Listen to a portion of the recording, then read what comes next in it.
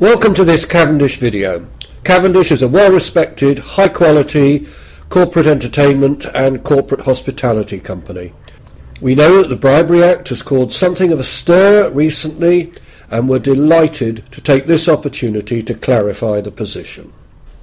When the Bribery Act first came out in 2010, there was a lot of concern and uncertainty in the corporate hospitality and corporate event business. There was a lack of clarity and no definitions of what was and what was not bribery. Fortunately, things improved in 2011. Originally, the implementation date was put back from the 1st of April to the 1st of July, but that still does mean the Act is now in place and we must all abide by it.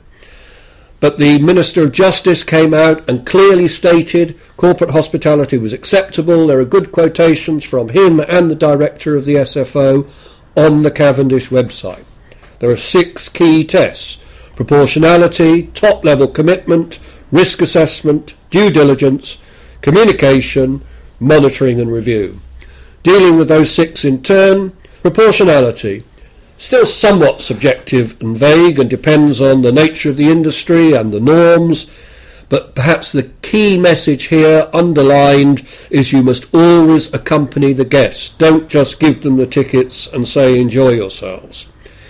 Top level commitment, probably the most straightforward. The directors, partners, senior management must approve the activity and everyone must know you've got procedures in place to prevent bribery.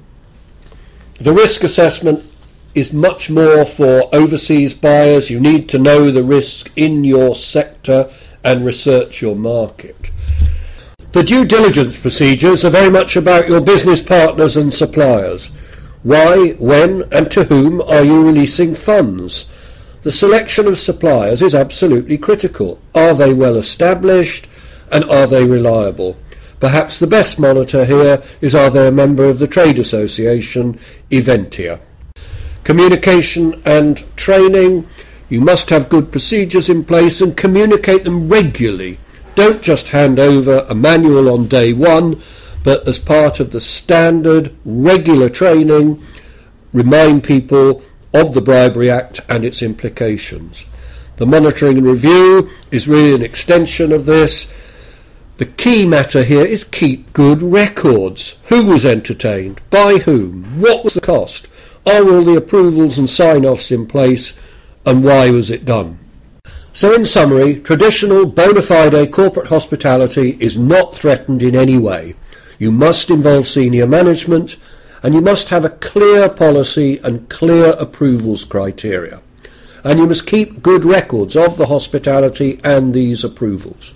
You must know your suppliers and you must ensure there's a culture throughout the company by regularly training people and updating them on all aspects. If you follow these fairly simple and straightforward steps, you can ensure that the Bribery Act will not affect your hospitality and event strategy in 2012 and beyond. And Cavendish can work with you to help you implement these procedures and to ensure a great and legal entertaining and events programme.